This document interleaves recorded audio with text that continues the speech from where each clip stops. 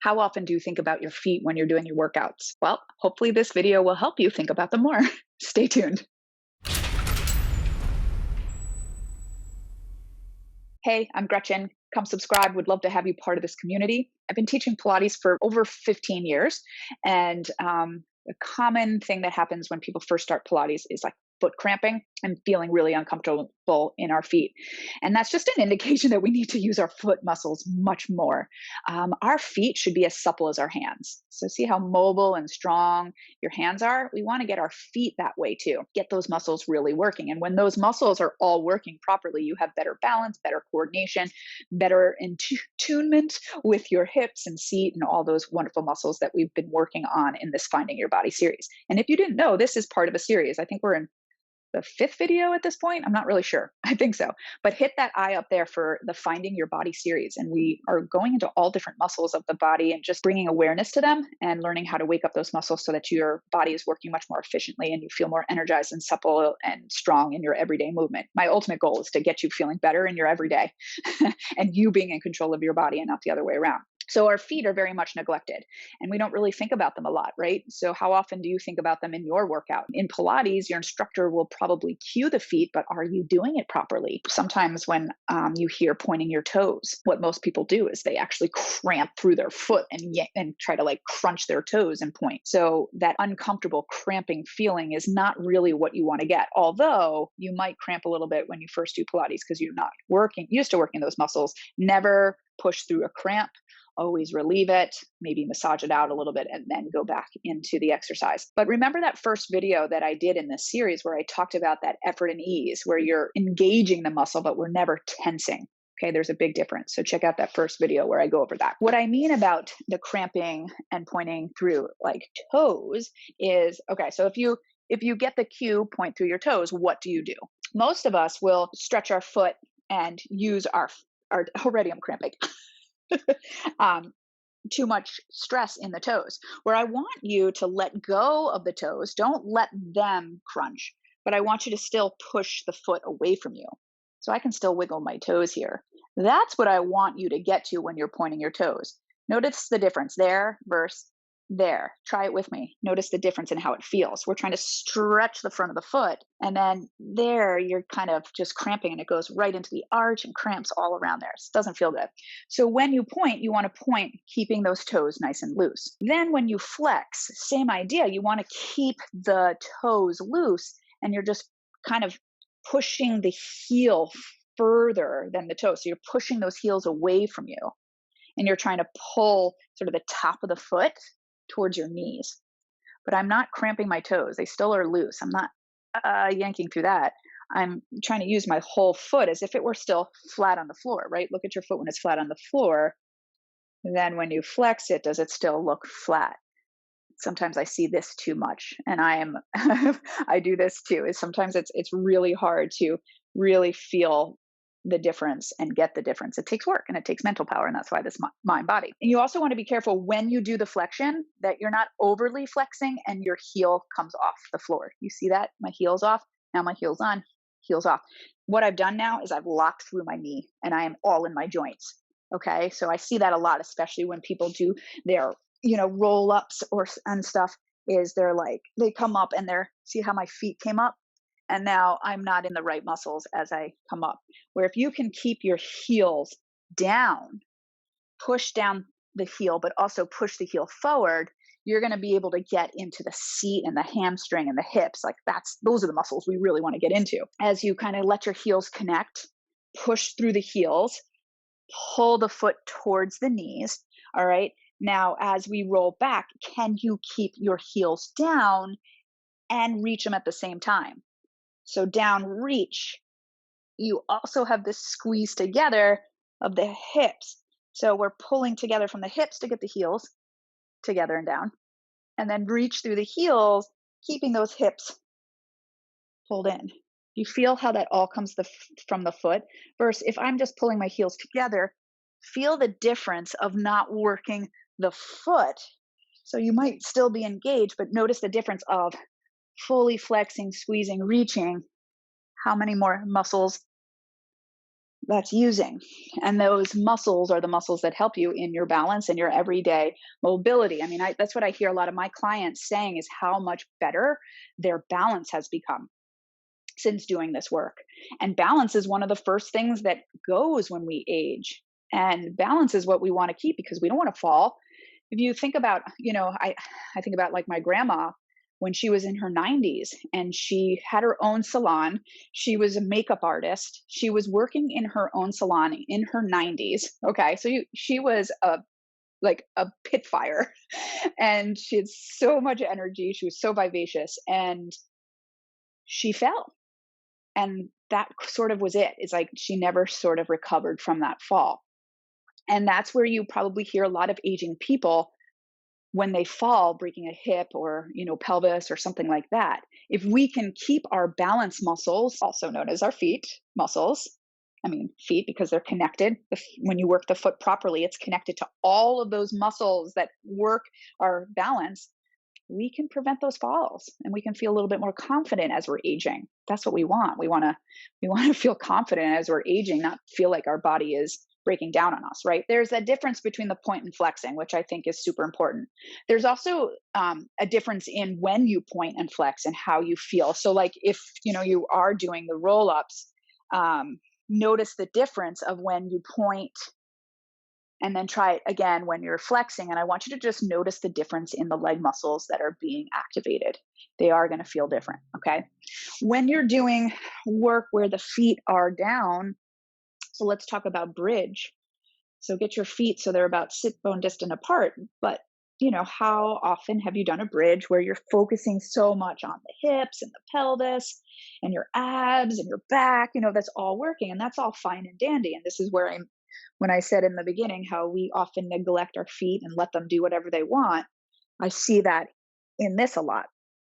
Where let's get our foot completely parallel, push your feet into the ground, your full foot, so lift your toes for a second, push your big toe knuckle down, and now your pinky toe knuckle down, so those middle toes are still up, and then push all of the toes down. And notice, are you fully on your foot now? So the heel all the way through the ball of foot, right?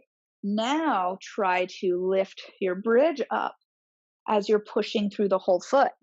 Do you feel the difference of all those other muscles you've activated that weren't there when you're just focused on the seat, hamstrings, abs, and back, right? There are so many other little muscles that help support those bigger muscles that need to be engaged. And just by focusing on your feet, you might just be able to get into them and make sure it's the whole foot. Like we have a tendency to go out a little bit, sickle out, sickle inward. Like you really want to stay balanced on those feet so that the knee stays lined up with the hip and lined up with the ankle. Okay. You can see this really well when, like, if you put your feet against a wall, and I excuse my back to you, but hello. So, like when you do spinal twisting. So, what I want you to do is get your foot flat on the wall. Now, notice when it's flat on the wall, what have you done? You've just flexed your foot. That's ultimately what we're trying to get to when we're here. It's just naturally flexed. We don't have to think about it too much. But as you're here, I want you to keep your heels down and I want you to push through your heels. Okay. And they're also together. So they're together, they're pushing down, they're pushing forward. And then it's all coming from the hip, right? So we want to pull up and out of our hip, anchor your butt bones, and push through those heels. Hands on your shoulders for a second. All right, we'll take them out to the side. All right, now you want to twist and not change anything in that lower body, right? Keep the energy going, pushing through those heels, keeping those heels down on the mat, pulling yourself out of your hips. First, do it here and kind of don't think about your feet. Yeah, you're still twisting, but how much more juiciness did you get when your feet are against the wall? Okay. I love doing teaser against the wall. So if you kind of get your feet about chest level, you can lie down and do this. Now, when your feet are pressing forward with energy, clicking those heels together, do you feel how you can pull your center in? Can you feel those legs reaching from right underneath your ribs all the way around? You're pressing your legs forward from there. Okay, so now I have energy through my heels, through my arches. We come up Up and down and up. Did your heels leave that wall? Try not to let them. Good. So do you feel sort of the little bit of juiciness that you can get from each exercise when you kind of focus on your feet a little bit more? It's pretty fun. In my core club, I have a new workout every week, and each week we focus on something. So if it's feet that week, we do each of our exercises and just focus on the foot. And it's amazing how it can really shape your workout. And it also keeps it so it's not boring, because all of these workouts are meant to enhance your life, right? They're not the main purpose of them is to enhance your life, your everyday living. And it really has the power to do so. Like, I have people in my core club who have said they had chronic shoulder and neck pain and low back pain and hip pain, whatever it is, and they're gone. And I don't promise this for everybody, but if it's just like a chronic pain that's from muscles that aren't working properly or mispatterned or firing incorrectly or not engaged, Pilates can help you. It can literally change the way you show up in your life, in your body. So if you think about all this stuff when you're standing, right? So like your foot being fully down, not allowing yourself to collapse into the arches or to sickle outward, right? Is to really keep your foot anchored with your hips on. Because I'm going to stand, you're going to lose me a little bit, but I'm going to show something here. So what tends to happen is whether you're knock-kneed, so I've just collapsed in my arches, notice my knees, right? Or there's like a sickle outward where you're sort of on the outer edges of your feet, and you'll notice sort of like the inner edges of your feet are lifted and not have pressure. And then there's a lot of kind of pressure into the outer knee.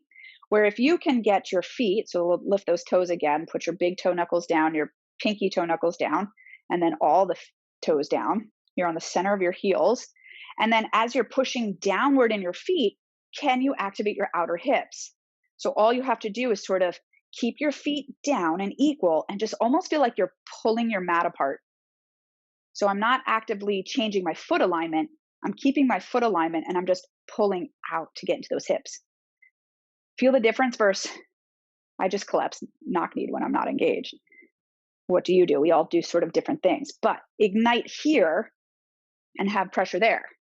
And that's what we do in the core club too, is we'll do standing work with that alignment. And it makes it, sometimes you're just like shaky because you're waking up all these muscles that are not used to be woken up. But other times you just have this sort of superpower strength. And it's all within you already. That's the super cool part, is like you have this strength inside you already. All you have to do is tap into it, wake up muscles that have been very dormant and not being used to support you. When you have certain muscles that are overused and used to taking over movement, those underused muscles have no power, but you can get them powerful just by connecting your brain to it. So this is why it's mind-body connection. You've got to create those new neural pathways where then automatically when I stand, my body naturally goes into alignment. It used to be knock-kneed. It used to, for everything that I did, even for a while when I was doing other workouts, and I had this crazy hip pain, and I've talked about that before, and it was debilitating pain at times where I couldn't even put pressure on my leg when I got out of bed in the morning. It was so bad. Now I don't even think about it.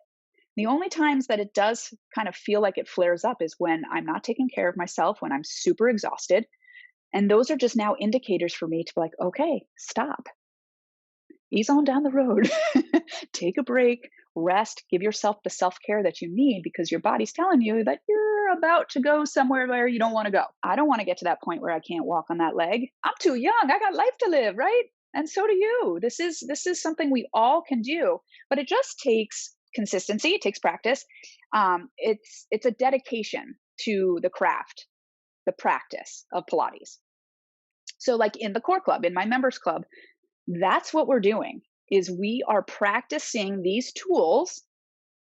Every week we have a new thing to focus on, because there's so many different areas of the body. You see it in this video series of all the wonderful things you can think about in your workouts that we probably don't think about.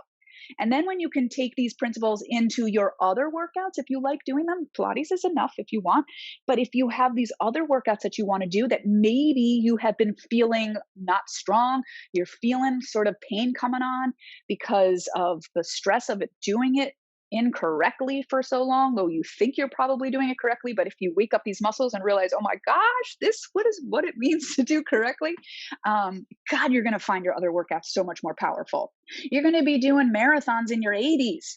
Yes, I tell you, you're going to feel amazing. And I can only say it. They're only words. You have to experience it. And it doesn't happen overnight. No, but you get these little wins along the way where you're like, oh my God, when you can constantly work and fine tune, it is amazing. And I had one woman that said, I was starting to really feel a lot of neck pain. And we did a unit on the neck, and she came to me, she's like, oh my gosh, I've been doing it wrong. And it's not wrong. Like, I don't want you to think like you're doing things wrong.